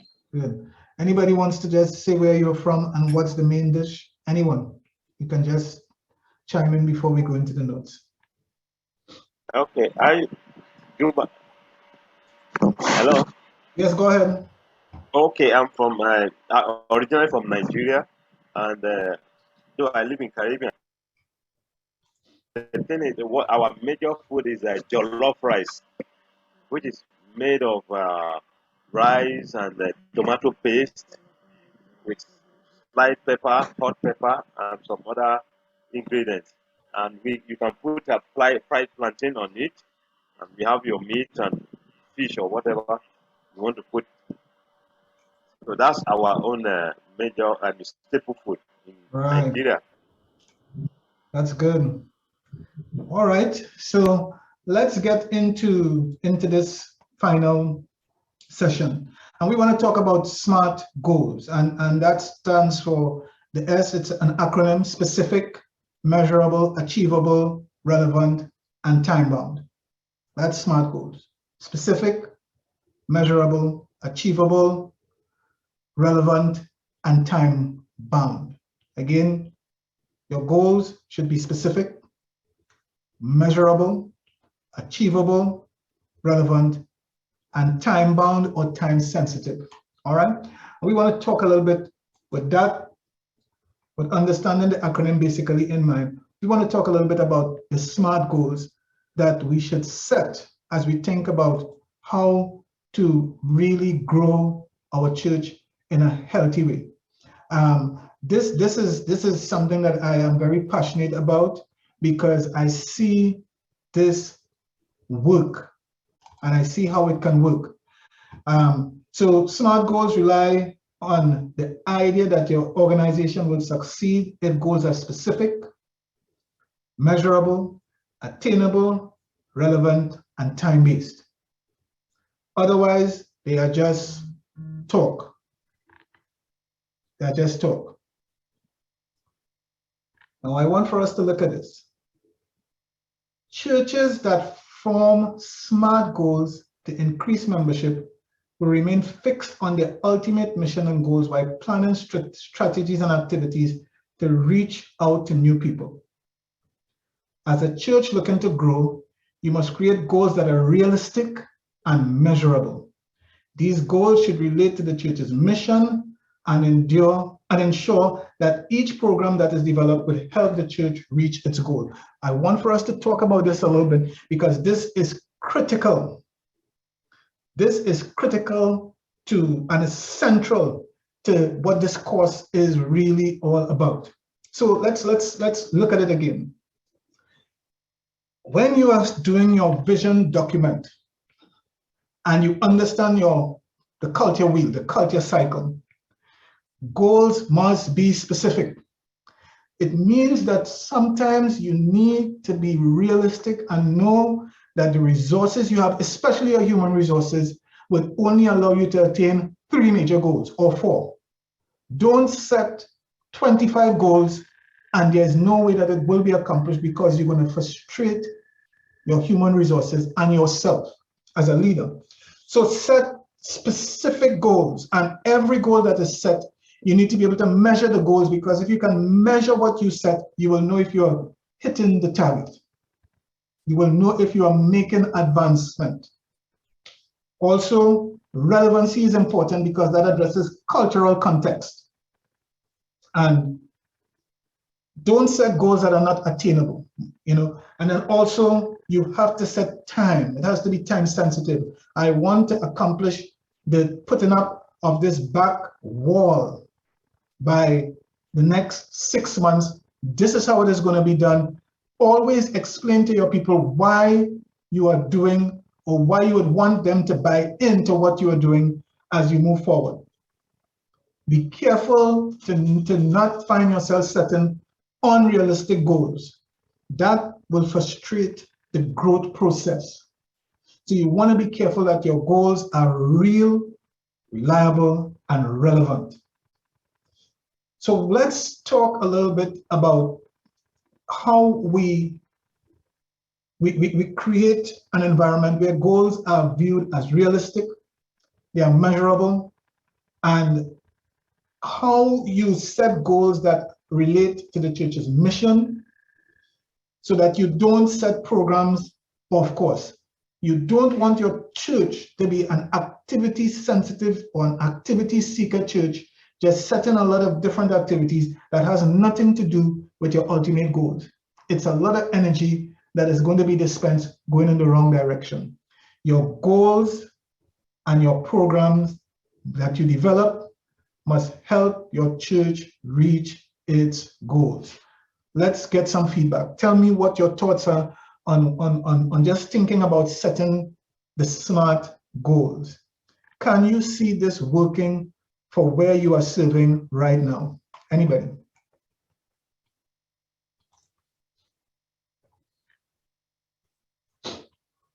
Talk to us, Gary. Yes, I do see it working, and I think it's essential to get anything done, really, because one thing we usually do is plan a lot, but if we don't plan smart, using the acoustic, if we don't plan smart, we might realize that what we plan wouldn't be accomplished. But in the sense of making it relevant to your mission and vision, I do believe that is extremely important in terms of when we set goals. Many times we will have good programs, right? But as you said, if it's not linked to our mission and vision, then it's good. It's just good for one time, and there's no follow through or permanence. There's no we call it advancement. It's more just for now, the moment. But making smart goals that is in line with your vision and mission definitely would help in us having something that is more concrete, right, more permanent that we can, measure, as you say, that we can see that we have results that are exactly related to our vision and mission. Good. So in the chat, if you want to just put in, as we are talking, because I'm going to go to some people, just 2 goals that you see happening in your church right now. 2 goals. You may not be passionate, but you can see 2 goals that are being, aggressively pursued. And I want to go to G5, whoever is G5 on. I want to get your feedback on this whole idea of setting SMART goals and why you see it important or not important. But in the chat, you can just put in a couple of goals in your church. So G5, let's get a feedback from you.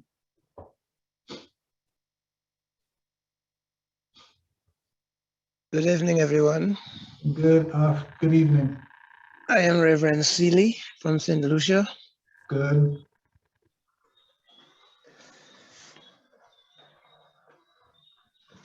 It's kind of difficult to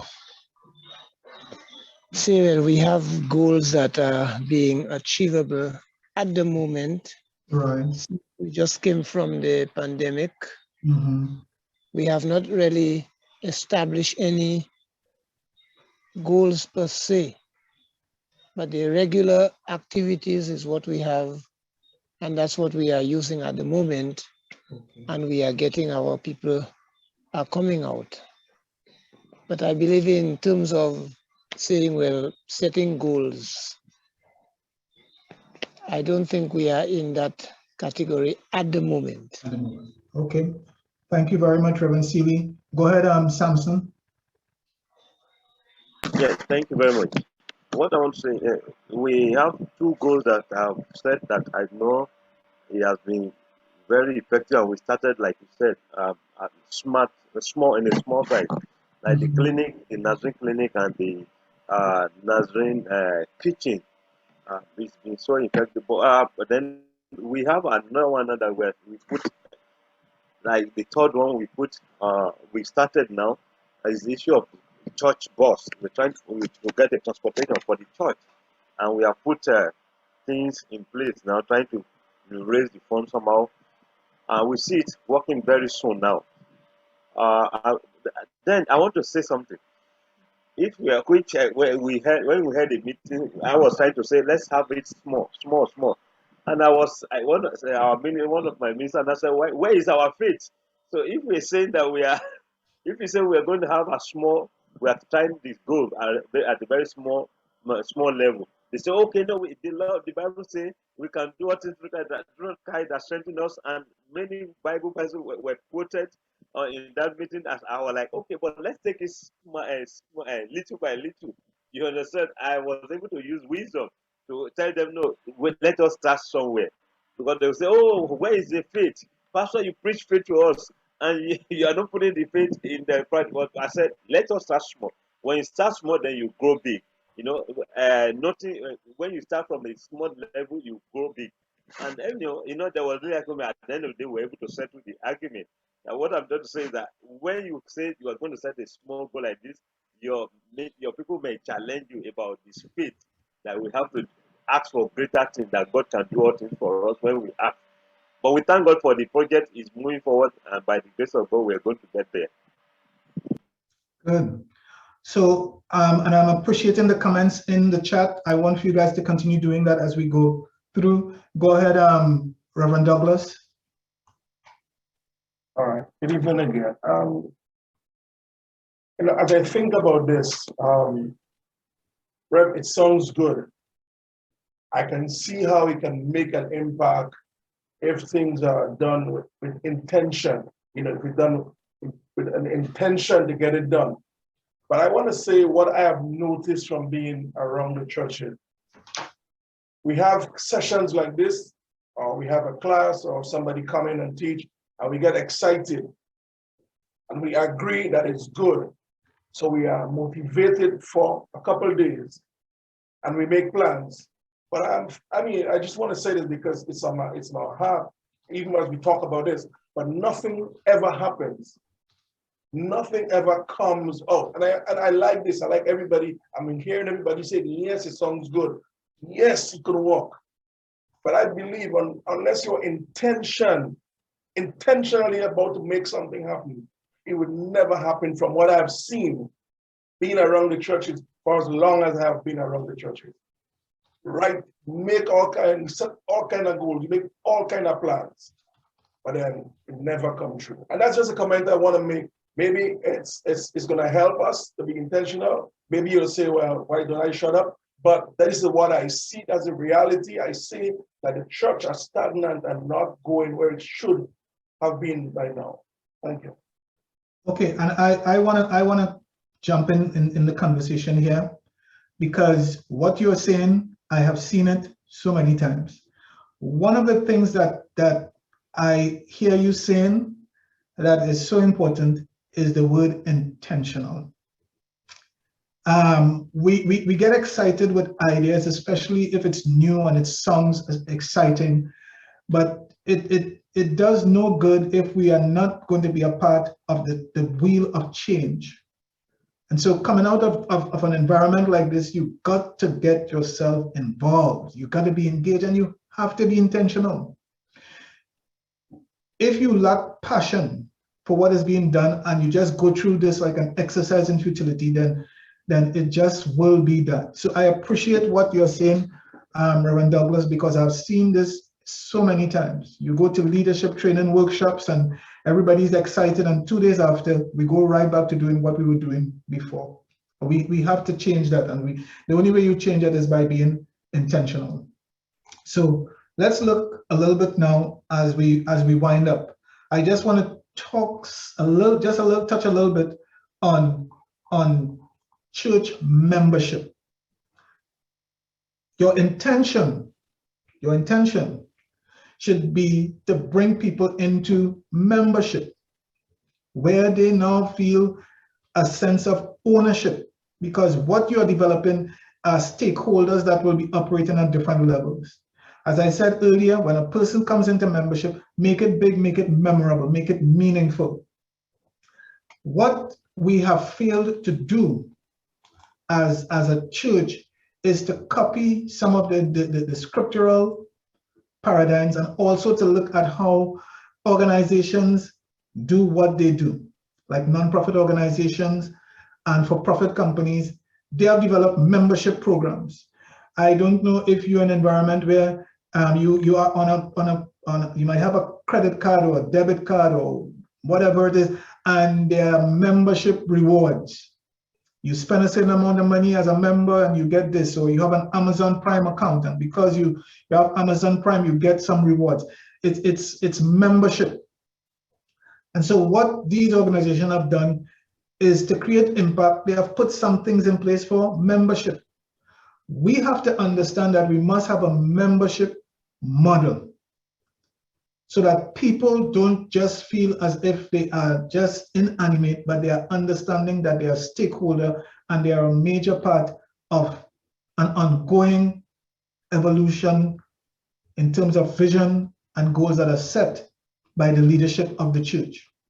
So organizations use this membership advocate model to increase awareness and to bring people into seeing themselves as having genuine interests, stakeholders. In the absence of this sense of membership, what we have is organizations that operate in an ad hoc way. Membership must be an intentional part of the process, but assimilation into the membership of your church is critical, because many times we hear it said time and time again, people come into the front door, leave through the back door. Take membership classes or membership, whatever we have, and then there is no vision that is active or goals that are set to capture the imagination of these people, and they leave. Remember the small clip that we did? The presenter talked about moving people from a model that is successful into a bigger successful model. I really want for us to leave tonight with that thought in mind, Don't be satisfied with where you are, because when people come in, especially people who bring a certain skill, if you don't know how to integrate that into your system, that person goes elsewhere. That person goes elsewhere. Or that person just comes and just sits and they're just there. And you don't want to have resources in terms of your human resources, capability and capacity, and you're not using it. So organizations have used this kind of model. We go back now to social media, and online activities are processes that are used to continue educating people into your membership process.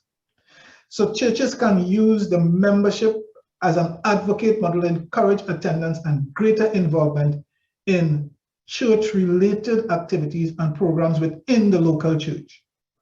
Churches can use the membership as advocate model to encourage attendance and greater involvement in activities, ministry-related activities, and programs, whether it is in-house programs or community initiative programs within the local church.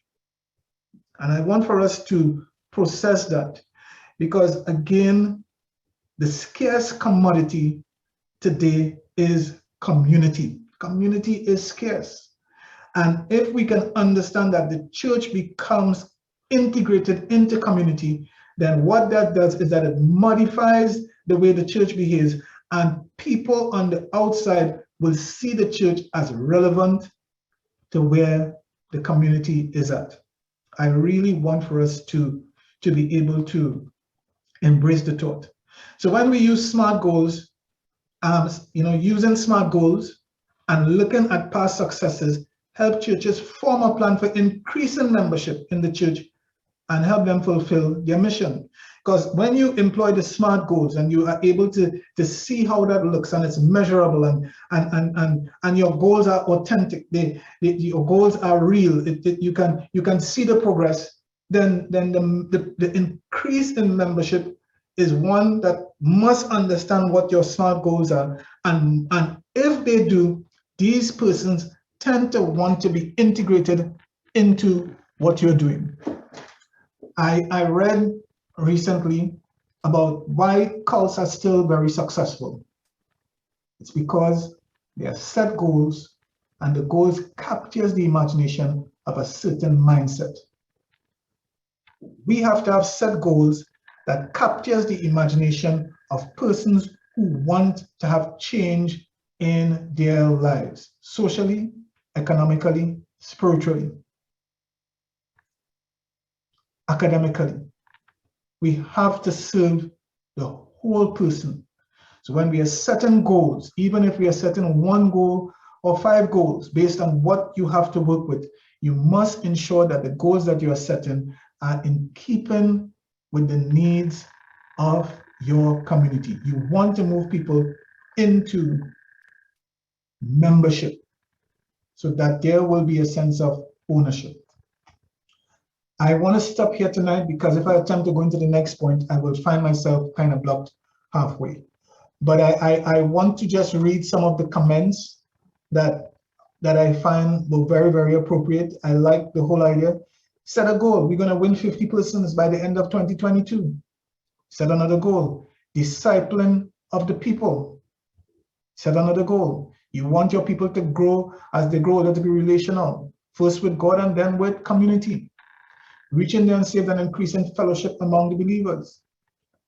And of course, the whole idea of to accommodate the 4 learning styles: visual, auditory, kinesthetic, which is tactile, and reading, writing learners. So we know for sure that we can integrate different goals within the context in which we find ourselves, and it will work. Okay, so before we go tonight, I want to again remind persons who are doing the class for credit to please take a look at your syllabus again. And if you have a subject matter that you want to do in your presentation that is related to the class, please go into Canvas and send me an email. We need to start setting this in motion. Also remember your video evaluation. Try to get this assignment done and submitted. Be ahead of the game. and we should be good. Anyone has any questions or closing comments as we dismiss tonight?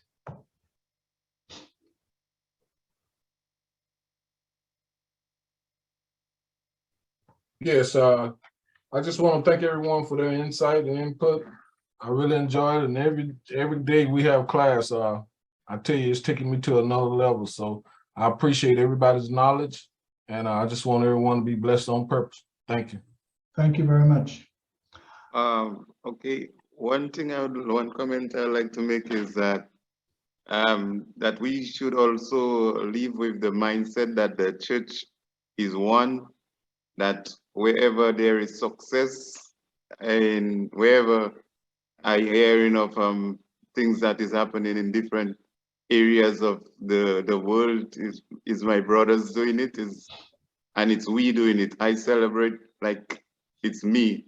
It's a part of me that is developing, as a part of me is us that is planting churches. Wherever the church is planting is us. We are one, and we celebrate each other, and we pray for each other.